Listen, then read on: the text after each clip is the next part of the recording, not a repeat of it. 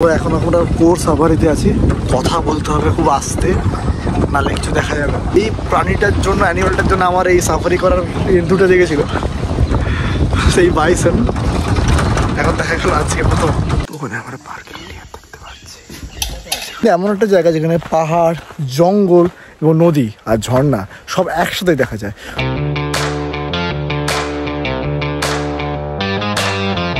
এখন বাজে সকাল 8:30। গেস হোয়াট, আমি কোথায় আছি? আছি এখন শিলিগুড়ি। ট্রেন হচ্ছে কাঞ্চনকন্যা, যাচ্ছি হচ্ছে আলিপুরদুয়ার। আর ভিডিওটা ওখান থেকেই শুরু করছি আমরা। প্ল্যান হচ্ছে বাক্সা জয়ন্তী। এখন বেশ ওয়েদারটা এখানে কিন্তু কলকাতা থেকে একটু হলেও ঠান্ডা, বাট অতটাই ঠান্ডা নয়, কাছাকাছি যে ঠান্ডা ফিল হচ্ছে অনেকটা বেশি। মোটামুটি 16-17 ডিগ্রি 18 ডিগ্রি এরকম রয়েছে। বেশ সুদিং ওয়েদারটা রয়েছে। মাঝখানে তো গরম একদম কমে গেছিলো, বেড়ে গেছিলো, তো শীতটা বেড়ে বেশ ভালোই লাগছে। আর শিলিগুড়ি ট্রেন আমি ফার্স্ট টাইম আসলাম, এনজিবিতে প্রত্যেকবার নামি। এখন শিলিগুড়ির ওপর দিয়ে যাচ্ছে, এই ট্রেনটা শিলিগুড়ির ওপর দিয়ে যায়। এরপরে সিনটা খুব নাকি সিনিক হয়, ল্যান্ডস্কেপটা জঙ্গলের মধ্যে দিয়ে যায় ট্রেনটা, তো ওটাই আমার এক্সপেকটেশন একটু হাই আছে। দেখা যাক কিরকম কী চলছে।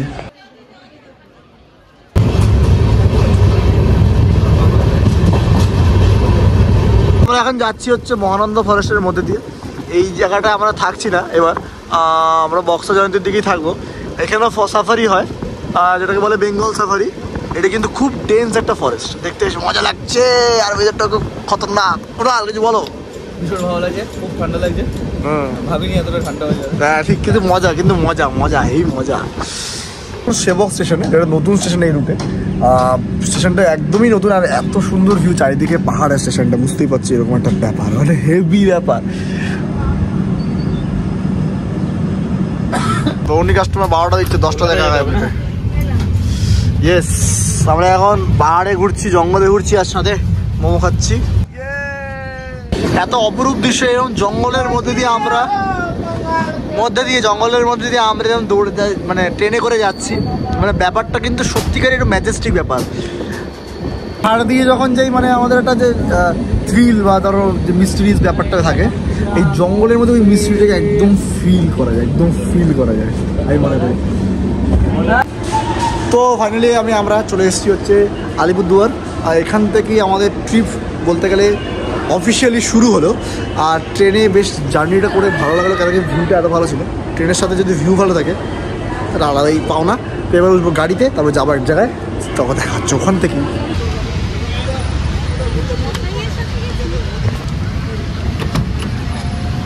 আমরা বেসিক্যালি এখন হাতি ক্রসিং জোন দিয়ে যাচ্ছি। এখানে যখন তখন হাতি চলেও আসে এবং অ্যাটাকও করে ফেলে। কশন নিয়ে আমরা যাচ্ছি এখানে, কোনো রকম যাতে প্রবলেম না হয় সেটা দেখা হচ্ছে। মাঝখানেই নাকি কদিন আগে খুব অ্যাক্সিডেন্ট হচ্ছিল, বাট আমরা করবো জয়।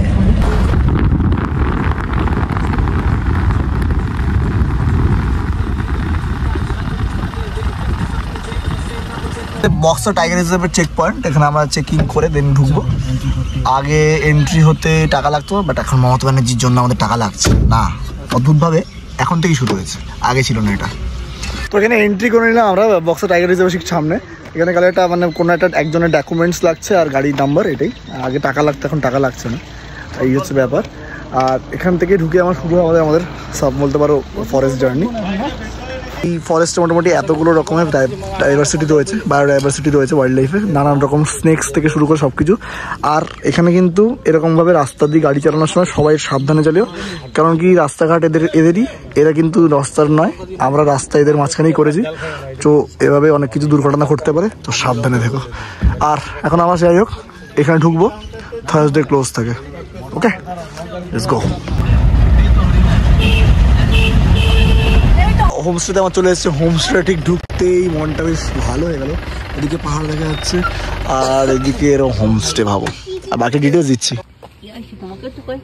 চিয়ার্স। এই এরকম একটা পুচকে দেখতে যাই, এই যে রয়েছে, চিয়ার্স।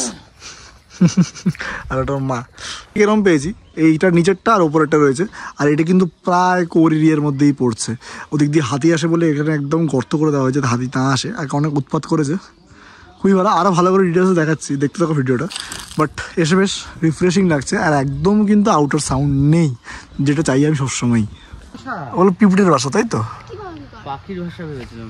পিঁপড়ের বাসা মানে কি স্ট্রাগল নাকি এত ভারী জিনিস নিয়ে উপরে গিয়ে বসবাস হচ্ছে অসম্ভব ডিসিপ্লিন জীবনযাপন করে জঙ্গলের সত্যি ওদিকে তাকানোর সময় নেই প্রত্যেকের কাজ নির্দিষ্ট কি হয়েছে করে মোটামুটি আমরা বেরিয়ে গিয়ে আবার সেই চেক পয়েন্টে এসেছি কারণ আমরা ধরবো হচ্ছে আকাশটা দেখতে পাচ্ছ উফ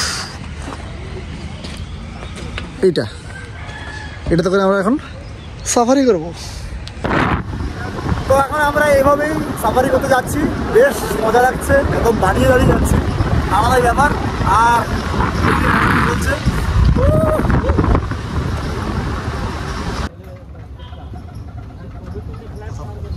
তো এখন আমরা কোর সাফারিতে আছি কথা বলতে হবে খুব আস্তে নাহলে কিছু দেখা যাবে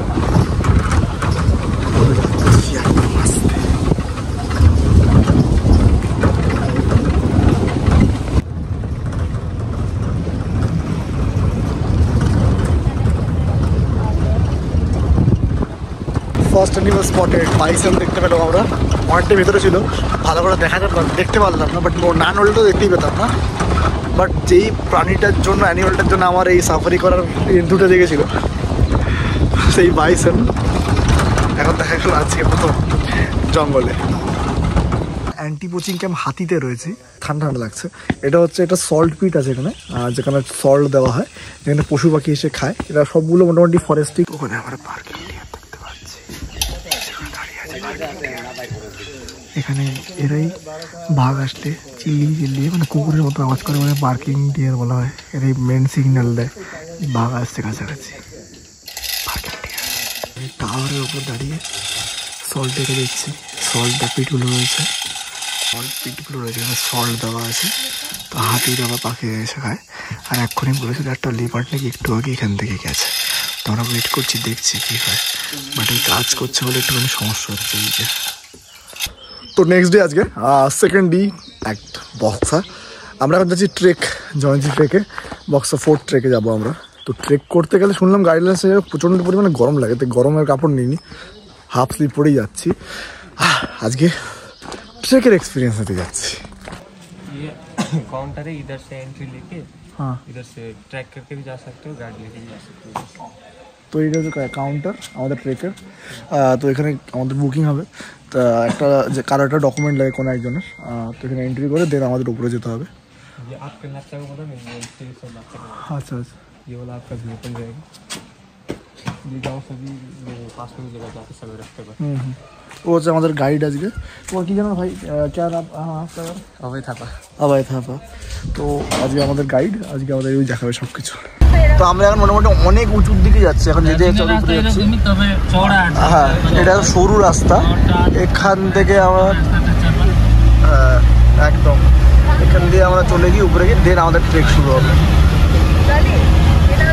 किलोमीटर के बाद उसके बाद 2 किलोमीटर पे बक्सा फोर्ट हाँ और पड़ेगा आपका लेफ्ट साइड का ओके डेस्टिनेशन है हाँ फाइनल लेफ्ट से ओके और ये दूसरा स्पॉट है इधर से 200 मीटर की दूरी पर पॉइंट है पहले उधर चलेंगे उसके बाद ट्रेकिंग स्टार्ट करेंगे ওকে ট্রেকিং স্টার্ট মোটামুটি এখানে যেগুলো দেখালো ওই পয়েন্টগুলো যাওয়া যায় আর লাস্টে আমরা লেফট সাইডে যাচ্ছি এখন আমাদের ট্রেক অফিসিয়ালি স্টার্ট হলো এখান থেকে আর এখানে ভিউটা ঠিক এরকম রয়েছে দুদিকে খাড়া পাহাড়ে একদম খাদ আর we are doing the trek for the first time চলো তো ফার্স্ট ভিউ পয়েন্ট আমাদের এখানে আর ভিউ পয়েন্টের ভিউটা হচ্ছে দেখাচ্ছি তোমার দেখো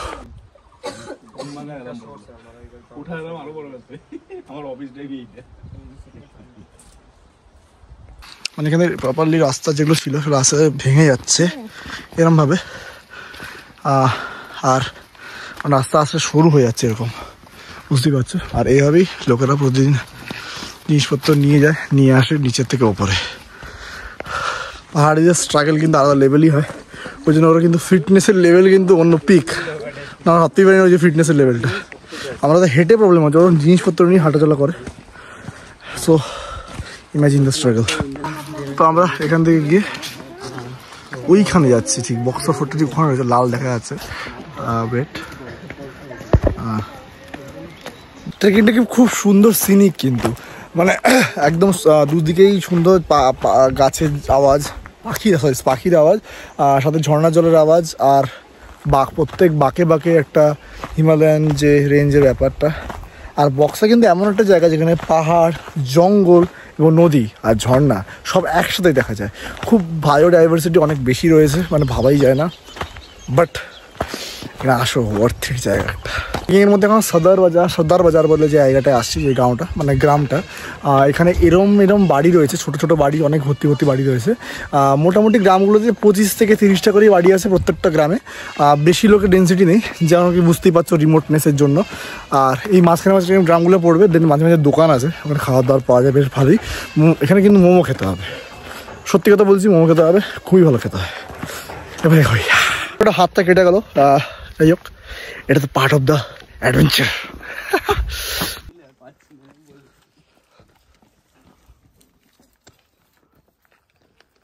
घर वर है नहीं, दुकान है नहीं, खाली व्यू के लिए जाते हैं। वहाँ पर क्या नाम है उसका क्या नाम है? Lovers point, Roberts point. अच्छा, छोटा वाला रॉबर्ट्स पॉइंट। पीछे और भी पहाड़ ढका हुआ है, এরকম করে স্টেপ বাই স্টেপ যেন পাহাড় চলছে এরকম হচ্ছে। এটা ভুটানের মধ্যেই পড়ে এই দিকটা বেসিক্যালি। এরকম কারাগারের মধ্যে রাখা হতো সবাইকে, মানে ভাবতেই পারছো কেন একটা ব্যাপার।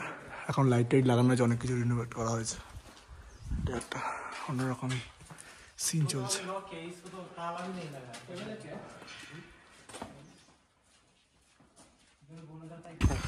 नेताजी का जेल बोला जाता है ये।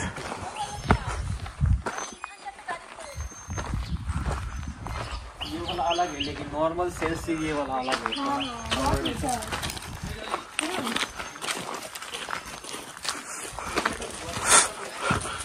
इधर ऊपर पे हुक भी लगा, इधर पे मतलब होता है ना, हाँ कांटा वाला तार ऐसा लगाते थे, बोल रहे हुक से जो दूसरी तरफ कांटा वाला तार लगा हुआ था। स्क्वायर पे कवर है। हाँ ये अलग से आइसोलेट जेल है कोई। मतलब स्पेशलाइज जो हाँ होते थे, क्या मतलब हमारे फ्रीडम, हाँ फ्रीडम फाइटर्स। मतलब नेताजी को यहाँ के लाके रखा गया था, बोलते हैं प्रॉपर डिस्क्रिप्शन, प्रॉपर कोई सबूत नहीं कि लाके रखे थे, लेकिन बोला जाता है, गूगल पे भी करने से पता चलता है कि बोला जाता है कि रखा गया था। हाँ, वो बॉक्सा करके अलग एक ये है, प्रोपेगेंडा है सब वही। People believe, they believe that कि उनको नेताजी सुभाष चंद्र बोस के इधर लाके हाँ, रखे, 2-3 दिन बाद इधर से भाग के चले गए, ऐसा बोलते हैं। आके आइए ये जो है ये वाला हाँ, इसको कुछ नहीं चाहिए बनाने, ये थोड़ा सा इसे प्लास्टर से भी लगाया है ऊपर। अच्छा, ये पुराना होगा ये। और ये जो विंडो तो पहले ऐसा नहीं होता था। पूरा आयरन का प्रॉपर हुआ करता था, छत भी पहले ऐसा नहीं था। हाँ तो है। और इधर वॉशरूम सब भी है, 3 जेल से 3 वॉशरूम है अटैच। अच्छा अटैच। पीछे पर वो वाटर रिजर्वर है, अच्छा, वाटर टैंक जैसा। अच्छा, जो भी कैदी रहता था, जो भी हो, वो पैथेटिक सिचुएशन में रहता है, वही बात है। ऐसा देखने में नॉर्मल लगता है पहले तो। हाँ अब तो हाँ अब अलग हो गया है। पहले तो अलग ही जगह था, ये आइसोलेट जगह था, ये वॉच टावर जैसा। हाँ, जैसे स्काउट करने के लिए। हाँ, इसको अलग से बाउंड्री क्या है, दूसरे नॉर्मल स्केल से इसको अलग से बाउंड्री है। अच्छा, ये वॉशरूम का ही बोला ना मैंने। वॉशरूम था ये। 3 सेल्स 3 वॉशरूम।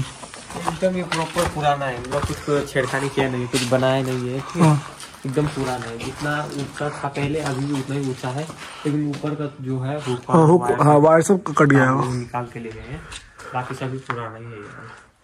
इधर से तो चढ़ के भाग ही सकते ना। हाँ, वो नीचे के रास्ते, वो दूसरे पहाड़ है, वो दूसरे पहाड़ के पीछे की तरफ है। अच्छा, বক্সা ফোর্ট কমপ্লিট। এখন আমরা লেপচাখার দিকে যাচ্ছি। এই ফোর্টটা দেখে কিন্তু বেশ একটা হিস্টোরিক্যাল ব্যাপার মনে হলো, ভালো লাগলো, বেশ দারুণ। তো দেখতে যাওয়ার সময় আমাদের একটা সুন্দর মন্দির পড়লো, মহাদেবের মন্দির। মহাদেব এখান থেকেই লেপচার रेट स्टार्ट है बोलते पारो। एखोनो कितना देर बाकी है अभी? হবে 20-25 मिनट और लगेगा। 20-25 मिनट और भी लगेगा, 20-25 মিনিট আরও লাগবে যেতে আমাদের ওপরে। একটু স্ট্রিপ ট্রেকগুলো হাঁপাচ্ছি, বাট এমন কিছু না। লেফট থেকে ভিউ পয়েন্ট এসে অপূর্ব সুন্দর। খালি একটা ব্যাপার হচ্ছে চারিদিকে কিন্তু পাহাড় রয়েছে, হিমালয়ের রেঞ্জটা একটু কুয়াশা, একটু ফগি রয়েছে, তাই দেখা যাচ্ছে না। বাট এই জায়গাটা কিন্তু সমতল, এটা টেবিল ল্যান্ডের মতন, খুবই সুন্দর। আর জায়গাটা কিন্তু খুবই শান্ত, অন্য জায়গার মতনই প্রায়।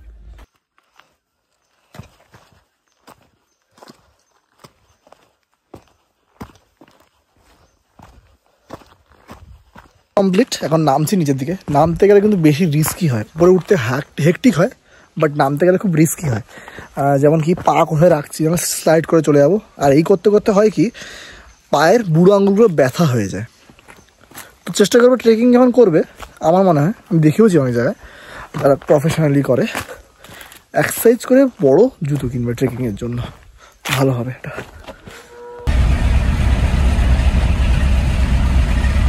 আমরা যে রিসর্টে ছিলাম বক্সাতে, ক্রিস্টাল গ্রিন রিসর্ট, যেটা খুব সুন্দর, মানে নানান রকমের অপশানস পাচ্ছ। যেমন ধরো কটেজ পাচ্ছে, এই কটেজগুলো হচ্ছে কটেজ, এখানে হচ্ছে কাপড়রা থাকতে পারে। সাথে হচ্ছে ওরকম উডেন রুমস, উপরে দোরতলা। তাছাড়া এখানে খাবার দাবার সত্যিকারে ভালো, অ্যাম্বিয়েন্স মারাত্মক, মানে মারাত্মক বলতে সত্যিকারই মারাত্মক। কারণ বলছি অ্যাম্বিয়েন্সের জন্য, এই দেখতে পাচ্ছ, এটা বাউন্ডারি দেখতে পাচ্ছ, এই পাশটা কিন্তু পুরোটাই ফরেস্টের মধ্যে পড়ে, মানে বক্সা টাইগার রিজার্ভের মধ্যেই পড়ে। মানে হাতি থেকে শুরু করে হরিণ থেকে শুরু করে লেপার্ড সব কিছুই আসার সম্ভাবনা আছে। ইভেন দেখাও যায়, হরিণ তো দেখাই যায়, মানে এতটাই ওয়াইল্ড লাইফের মধ্যে রয়েছে। আর পাখির আওয়াজ থেকে শুরু করে সব কিছু এত অসাধারণ একটা ব্যাপার। আর উল্টো দিকে রয়েছে হচ্ছে এরকম পাহাড়, মানে এখন আজকে ক্লাউডি কন্ডিশন তো দেখা যাচ্ছে না, বাট পুরো পাহাড়। এই দাদার এখানে যে ওনার শুভঙ্কর দা, মানে দারুণ ব্যবহার। ইভেন প্রত্যেকটা স্টাফ, বিশেষ করে কৌশিক থেকে শুরু করে যাদের সাথে এখানে পরিচয় হয়েছে, মানে তারা হচ্ছে অন্য জায়গা থেকে অনেকটাই, আমি বলতে পারি যতটুকু ঘুরেছি অনেকটাই অন্যরকম। দারুণ ব্যবহার, দারুণ ব্যবহার, মানে হচ্ছে মারাত্মক ব্যবহার, খুব ভালো লাগবে। ডিটেলস আমি সব কিছু নিজে দিয়ে দেবো। আর আরেকটা রেসপন্সিবিলিটি সবাইকে সবসময় বলছি, সেটা হচ্ছে আসো ঘোরো, বাট ওয়াইল্ড লাইফকে একটুখানি রেসপেক্ট করো। তারা কিন্তু ওয়াইল্ড অনেক কিছু হতে পারে, ঘুরে ফিরে বেরিও না। প্লাস্টিক থেকে ইউজ করছো তারা, যেখানে সেখানে ফেলে দিচ্ছ, সেটা করো না, পরিষ্কার রাখো। কারণ এটা ওয়াইল্ড লাইফ, এটা কিন্তু আমরা ওদের জায়গায় রয়েছি, ওরা আমাদের জায়গায় নেই। সো সেই রেসপেক্টটা অন্তত রেখো। আর এই জায়গাটা সত্যিকারই মারাত্মক। বক্সা জায়গাটা একটা মিস্টেরিয়াস, একটা অ্যাডভেঞ্চারাস জায়গা। যারা পছন্দ করে এরকম টাইপের ওয়াইল্ড লাইফ, তো একবার হলেও ভিজিট করো, যেখানে নদী, জঙ্গল আর পাহাড় একসাথে পাওয়া যায়।